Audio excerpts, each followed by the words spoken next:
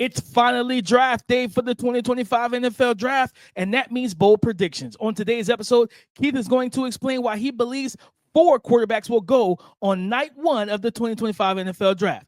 That and more coming up next.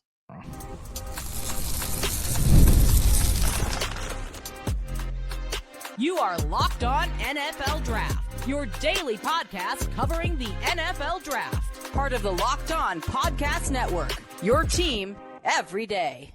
Welcome back to the Locked On NFL Draft Podcast, your daily podcast covering your favorite draft prospects, part of Locked On Podcast Network, your team every day. I'm your boy, Damian Parson.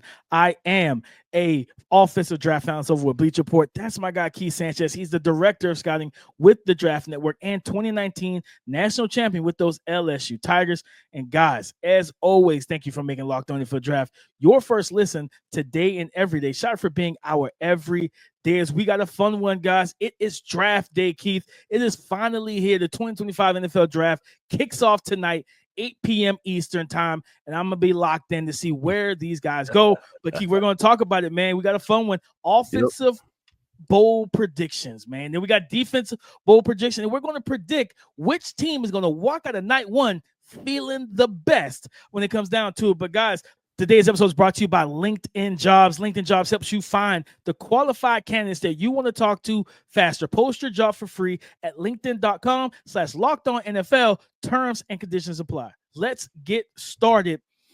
Offensive bold predictions, Keith. You said something earlier this week that I want to bring that back up. You said you were predicting we get 4 quarterbacks in round 1. All four of them.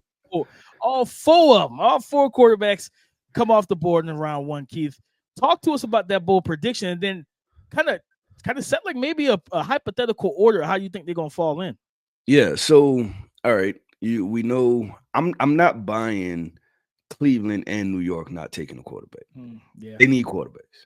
We know Cam Ward, via Fortnite, right, told us that he loves the Tennessee Titans, that they have the 2 best running backs, they have the best wide receivers. So I want to predict Cam Ward is going to the Tennessee Titans, right? Predict one of those quarterbacks on inside the top 2. Then it gets real interesting when you get into the Vegas, New York Jet, New Orleans range, right? Do any of those teams take a quarterback?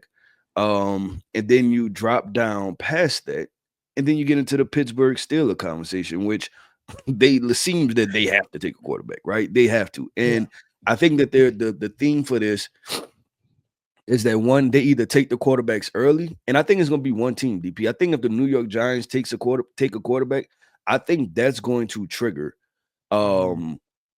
other teams wanting to go get their guy. I think this is going to trigger other teams starting to panic, right? I think that's what's going to happen, let alone if the Cleveland Browns take a quarterback, the New York Giants are in complete stress mode, right? We will see this be a meltdown tonight, right? We will see all of this stuff unfold. So I'm going to go. So the bold prediction of 4 quarterbacks, like I said, the one, Cam Ward, the Tennessee Titans. I don't think Shedeur gets out of the top 3 because they need a quarterback. Or I don't think a quarterback. Maybe if they take Jackson Dart, I don't know. I see a quarterback going 2 in the top 3 because of those 2 teams that need quarterbacks. Then New Orleans is interesting. I don't think they take a quarterback with the first one, but historically, because remember they traded back in the first round to get Trevor Penny. I don't think Mickey Loomis minds giving up a first round pick to try to supplement something else, right? So I could see them getting back into the first round, and then you still had a Pittsburgh Steelers sitting right there. No, I mean, listen, wild things happened during the first night of the NFL Draft. Like I think we had on our one of our meetings over at Bleacher Report earlier this week. We kind of talked about that, and I was like, I don't believe that. I don't believe everything's gonna be as chalk as the reports and the mock drafts. I don't foresee that happening either. But then I just don't feel like all the noise. Teams don't want to trade in. Teams want to trade back. Teams don't want to move up. They don't want this guy. They don't want like all that type of talk that the inside. I don't believe it. Like I don't believe it's going to be a quiet night. I believe we get multiple trades. I believe some guys slip and fall and move down the board in a way that we don't see. So either this happens, I honestly would not be shocked.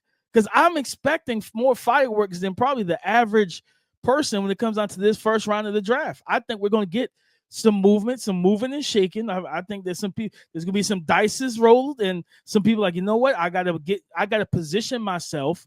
We just talked about yesterday, like the depth and stuff like that. I think that's gonna play a part to how teams position themselves for specific players. I have a question. Mm-hmm. Is there any shot? And this is like now, we just putting stuff right. Is there any shot that the Colts take a quarterback? No, not saying if you like it or if they should, but is there any shot that they do it? Is there any shot if they sitting there and they really like a guy, if it's Jackson Dart or something, and Jackson is sitting there, is there any shot that they do it? That they say, because and the reason I say that is this, that they obviously put it towards it's a quarterback competition, right? Obviously, Richardson has the tools, but where is the GM and ownership on this situation? And it's interesting because we just haven't heard anything about them. Do I think they should go quarterback this draft? No, but I think that'll be interesting. Like, would they do it? I don't know. I have no idea. I'm trying to find that wild card spot. Yeah, I was surprised that the Falcons took a quarterback.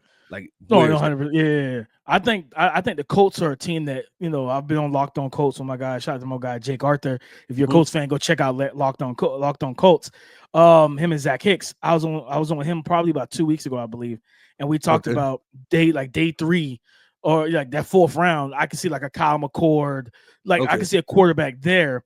I think round 1, if they win quarterback round 1, they're already kind of like signing their death certificate. Like, the fans are not going to be happy with it. Because you're not really positioning yourself because the thing, like, to come into that situation, you told everybody that you were competing, that you were trying to make the playoffs, and it's like, yeah, we take a quarterback when we know we need an off-ball backer, we need a interior offensive lineman.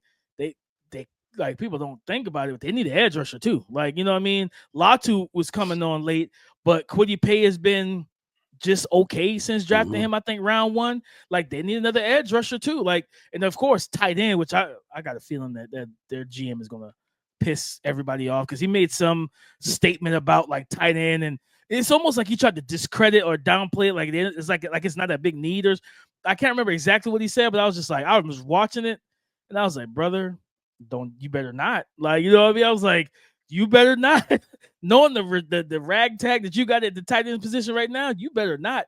But yeah, I think they'll be signing their death certificate if they do it. But like, looking at this, I think my bold prediction, Keith, I think I'm gonna predict we get 5 wide receivers in round 1.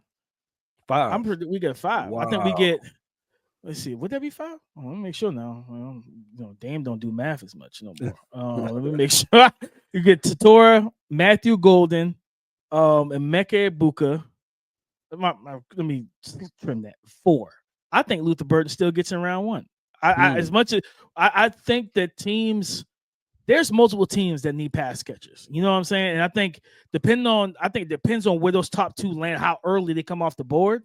I think you got Houston and I've been looking at O-line for them, but I was like, as of the past like 2 weeks during our meetings at Bleacher, I'm like, they feel like a sneaky spot for a wide receiver.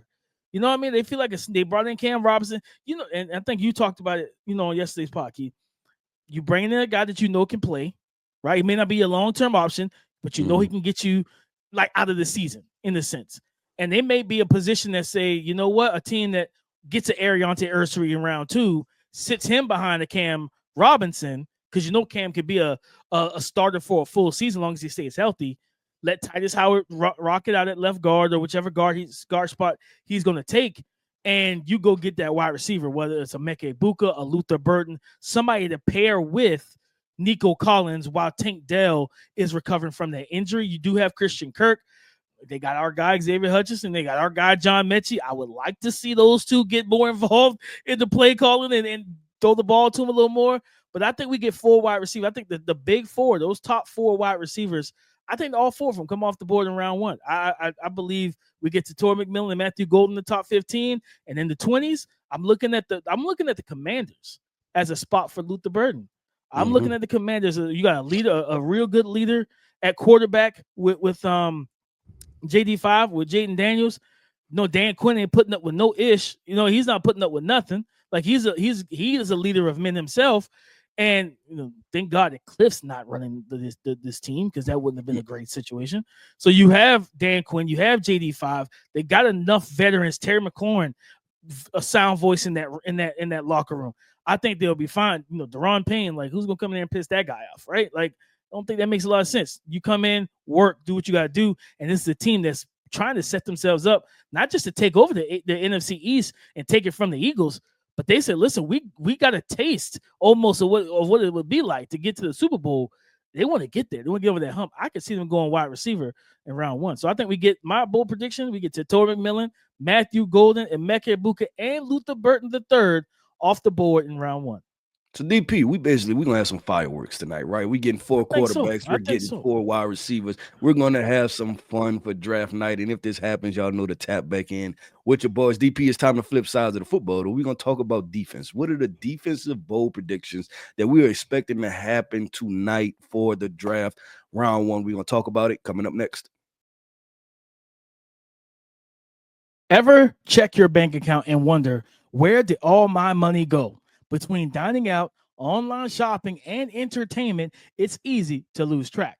That's where Monarch Money comes in. Your personal CFO, giving you full visibility and control over your finances.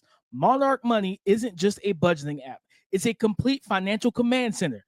You can track all your accounts, investments, and spending in one place. So you stop just managing your money and start building wealth.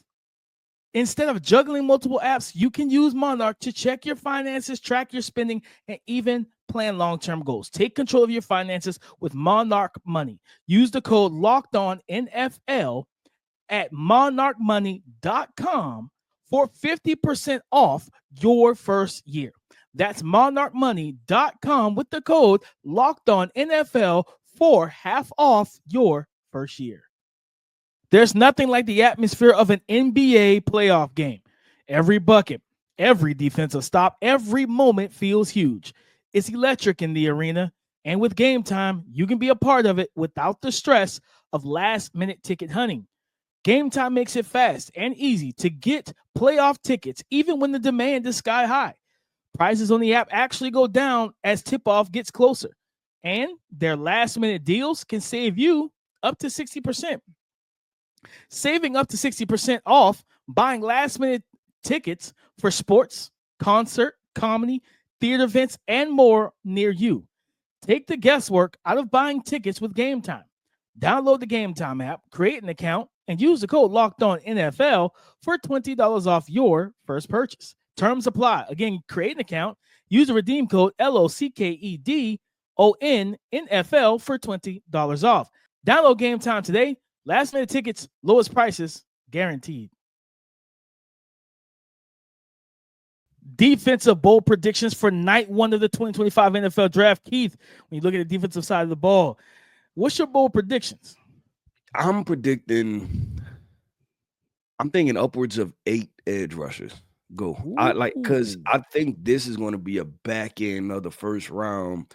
Edge rushers are going to fly off the board. You have the Commanders, potentially the Bills, the Eagles, potentially the Chiefs, the Lions, the Ravens, the Packers. I think that it's because, to me, and I don't know if you feel the same way, DP, but there's a sweet spot with edge rushers that it's this guy, it's a group of guys that I believe that nobody's talking about, but we've seen lesser talent go in the first round. Meaning that the Kansas City Chiefs, I think that was the 2023 draft. They drafted Felix Anudike-Uzomah.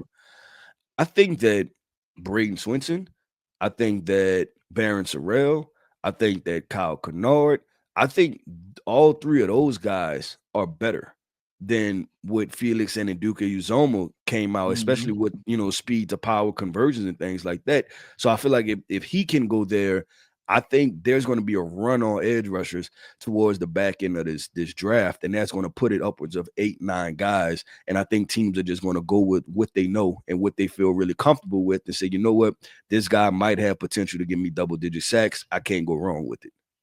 And Keith, to that point, if that happens, the teams that need edge rushers that pass on them, it's gonna be slim pickings for you after that. Like, you know what I mean?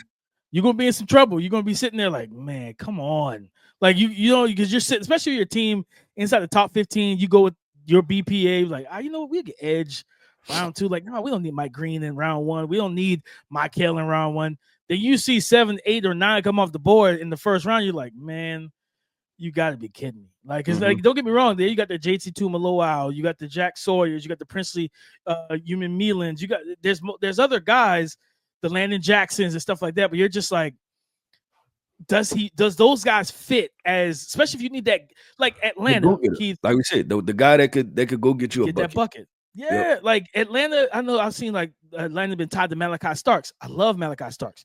Atlanta, I'm not gonna say this lightly. Don't be stupid. Don't be stupid. I love Malachi, but don't be stupid. You need edge rushers, man. Like, especially if something like that happens, like say they go in at 15 and say, you know what, we're not taking Mike Green, we're taking Malachi Stark. So we take, don't get me wrong, I mean, Will Johnson will help too, because they have a big need opposite of AJ Terrell at that corner spot, and especially what you're watching right now in Tampa, where they have Chris Godwin coming back. You still got Mike Evans, Jalen McMillan, Trey Paul. Like, they got a list of guys they can run through for Baker Mayfield to get the ball to. You need to be able to defend all those guys. Probably not worried about Carolina's wide receiver core as much right now, because you don't know who's going to be the top guy just yet, and and everything like that. And of course, New Orleans has Chris Olave and Rashid Shaheed come back, and I think they're a sneaky spot for like a Tutor McMillan.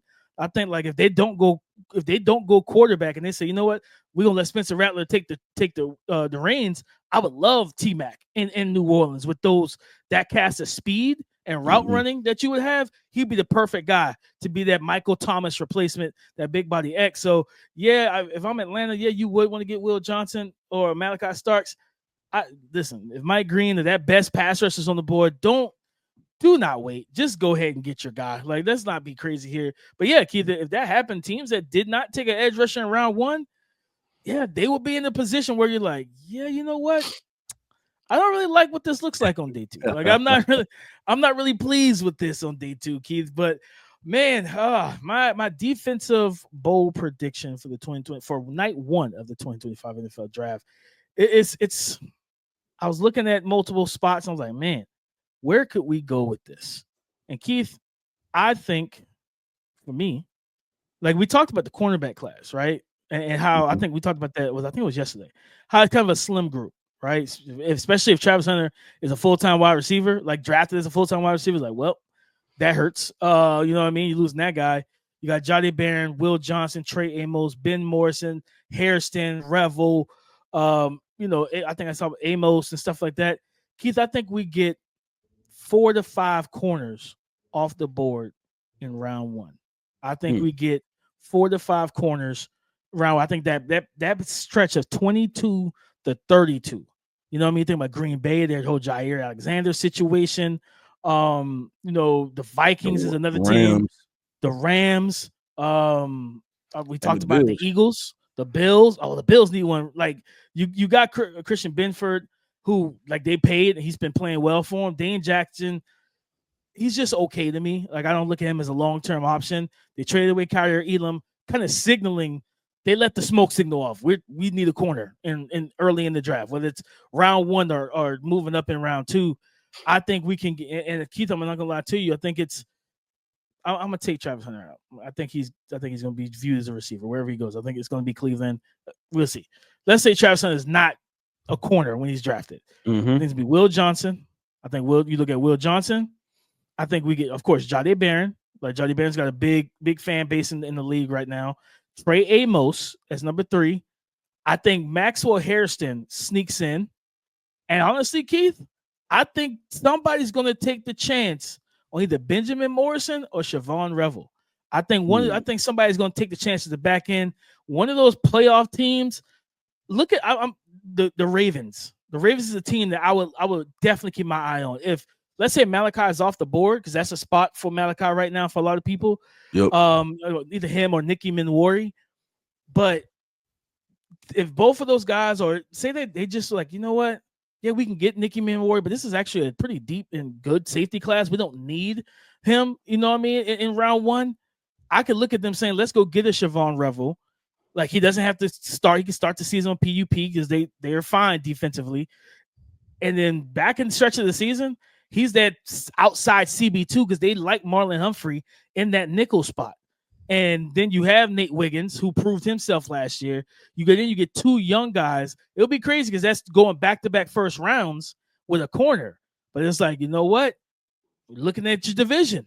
Like, you got it, especially if Travis Hunter goes to Cleveland as a receiver, you got him and Judy. That's a duo. Route running, speed, yak. You got to be able to stay blanketed to those guys.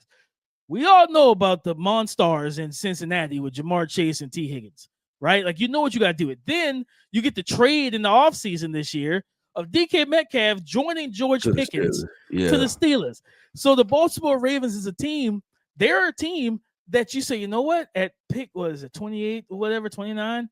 Like, they're a sneaky spot for a corner. Rams, they need defensive help. So I think we get 4 to 5 corners. And I think one of those injured guys, whether it's Benjamin Morrison, and crazy enough, Keith, that pro day might work out in his favor because you go and work out 3 days before the draft. Yeah. Like, you know what I mean? And showcase the scouts looking like, hey, like, he's sinking his hips. He's driving out of breaks. Like, you see him changing directions. He doesn't look labored. He doesn't look in pain. He's walking around confident. Yeah, this might be he might be close to the guy we saw in 2023, and he may not have to start the season on the PUP list. I think we get 4 to 5 corners, and one of those big two guys that was projected to go round one prior to them getting hurt, Siobhan Revel out of ECU or Benjamin Morrison from Notre Dame, I think one of them will be in round one tonight. Yeah, with DP, let's recap this offensively, right? I think there will be 4 quarterbacks. You think there will be 4 wide receivers. Then defensively, I think there'll be a run on edge rushers. We could get upwards of 7 to 8 of them. You think there'll be 4 corners taken. So this looks like there's going to be a quarterback, wide receiver, cornerback, edge rusher type of draft, right? If you leave it up to Locked On NFL Draft, that's our bold predictions. But this is what we're going to do, man. We're going to talk about which team has the best night tonight, right? Which team is in the right spot at the right time? Maybe they move up and down the board. Which team has the best night tonight? We're going to talk about that coming up next. As a small business owner, your work doesn't end when the clock hits 5. Your business is always on your mind, which means when it's time to hire, you need a partner that works just as hard as you do. That's where LinkedIn Jobs comes in. When you clock out, LinkedIn clocks in. LinkedIn makes it easy to post your job for free, share it with your network, and get qualified candidates all in one place. Post your job. LinkedIn's new feature can help you write job descriptions and then quickly get your job in front of the right people with deep candidate insights. And here's a pro tip. Add the hashtag hiring frame to your profile picture to double your reach to qualified candidates. No wonder 72% of small businesses say LinkedIn helps them find high-quality hires. Post your job for free at linkedin.com/lockedonnfl. That's linkedin.com/lockedonnfl to post your job for free. Terms and conditions apply. Thank you for making Locked On NFL Draft your first listen today and everyday shot for being our everydayers. Predicting who is going to be the biggest winner from night 1 of the 2025 NFL Draft. Keith, it's 32 teams selecting. All 32 can't win. You know what I mean? Nice, not be the biggest winner. You know, some teams might say, you know what? We feel great about our pick. Somebody's going to feel like we hit a home run tonight. You know what I mean? So, Keith, who is your prediction to walk out of night 1 as the biggest winner? I'm going to go with the Miami Dolphins. And we've documented them over the past couple podcasts. And I think they are potentially sitting in a good spot to address anything they have to address, right? Meaning that I think they want IDL. They can get Kenneth Grant, Walter Nolan. I think they have plans to move on from Tyreek Hill and Jalen Ramsey. They have the potential to have their replacements in Matthew Golden and Will Johnson sitting right there. They should be able to walk up. Now, they could mess this up because the Dolphins gonna Dolphin, right? They can mess this up. South Beach gonna be South Beach, right? They can mess this thing up. But I think that they have the opportunity to address a positional need with potentially the best player at that position. Meaning that if you feel like Matthew Golden is wide receiver 1, maybe he falls. You feel like Will Johnson is cornerback 1, there's potential he falls. And then Kenneth Grant, Walter Nolan, maybe that's IDL 2. But that's a really good spot to say that you're outside of the top 10. Ooh, yeah, I mean, if they were able to make the moves necessary, like you said, whether it's Tyreek Hill, the Jalen Ramsey stuff, they get themselves the right guy. Like, this is a team that's been in the playoffs multiple times. Tua comes back healthy. You know what I mean? Like, and everybody on offense is healthy. They have speed. They let Raheem Mostert walk, and I think that's because they have Devon Achane and I think is it Jalen Wright they drafted last year out of Tennessee, the speedster running back. Yep. Jalen Wright. So, like, you have speed at the running back position, right? Like, they have, their offensive line. They lost to Ron Armstead, but I think they'll be fine on the old line. They are definitely in that because they have the 13th pick. They're a sneaky spot of like truly best player available. Like that, we talked about that on yesterday's pod. The Dolphins are in the spot where it's like, all right, whatever happens at 11 and 12 with San Fran and Dallas will set the stage for them, whether that's a Will Johnson to Tor McMillan situation, then you get a Matthew Golden, or let's say, Armand, like the Jets go Tyler Warren and Armand Membu falls to them. And he's like, you know what? We got our tackle now. Like, you know what I mean? So they're kind of, I don't think Dolphins fans may not look at it like that, but they're kind of in a sweet spot. Like, they shouldn't lose. They shouldn't lose. Yeah, you shouldn't. Like, you definitely, as long as you don't pick the wrong guy, you shouldn't lose. But Keith, I think when I look at it, it's like, who's going to be the biggest winner? I'm going to take the New York Giants, Keith, at 3. I'm going to take the Giants. I think the Giants are going to – I think they're going to pass. I think I think Cleveland goes Travis Hunter. I think that might happen.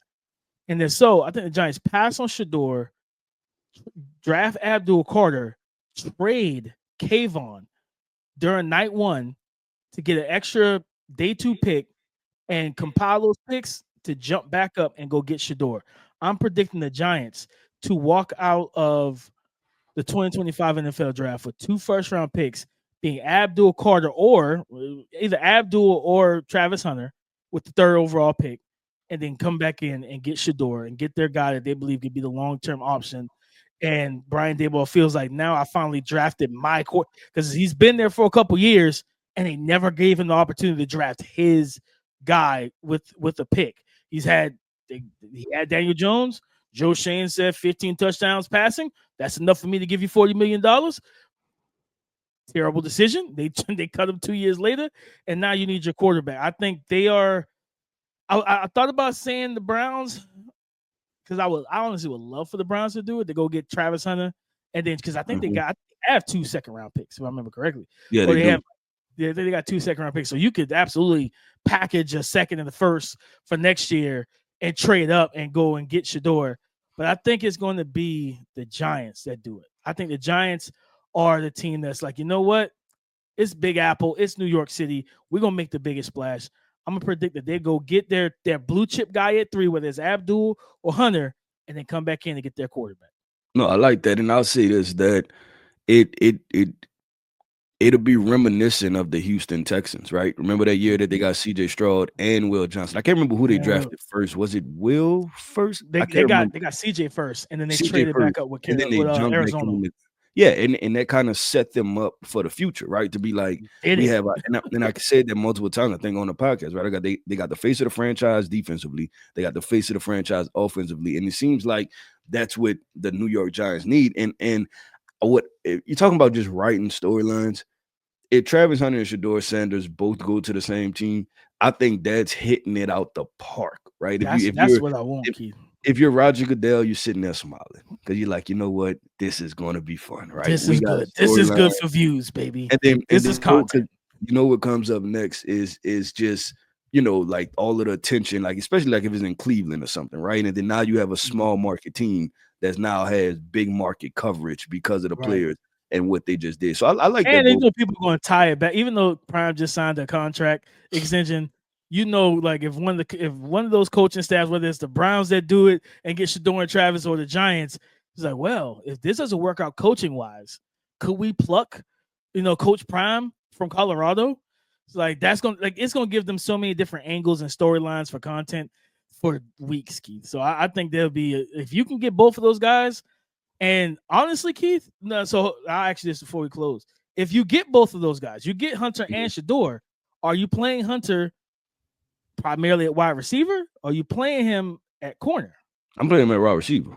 I've seen too much magic and there's too much chemistry and impact to be able to impact the game at wide receiver, and also to be able to help my young quarterback out, right? Like I want to give him another weapon. I don't want to draft Travis Hunter, which was his favorite target at Colorado, and then draft him and then take that away from him, right? Like give him something that he's comfortable with. We've seen multiple times that he's comfortable with even throwing a 50-50 ball to Travis Hunter, right? Like give him something that he's good with. He knows routing, anticipation, timing, all of those different things. That seems to work out in the league too, Keith. I mean, your boys, Joe Burrow, Chase, Jalen Hurts, Smitty, like we've seen this multiple times work out. Tua and Waddle, like we've seen this work.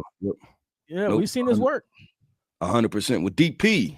That wraps up the draft episode, man. Make sure if you're listening to this, tap into the draft tonight, man. We about to have a lot of fun.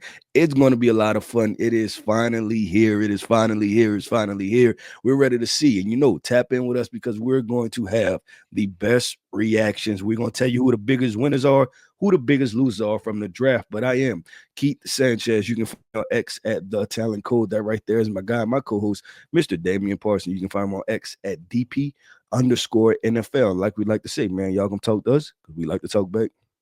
Go subscribe and follow for on YouTube, wherever you listen to podcasts to get the latest episode as soon as it is available, guys. And come back and join the conversation again tomorrow for our night one post-draft reaction. Come and join the conversation again tomorrow on the Locked On Podcast Network, your team every day.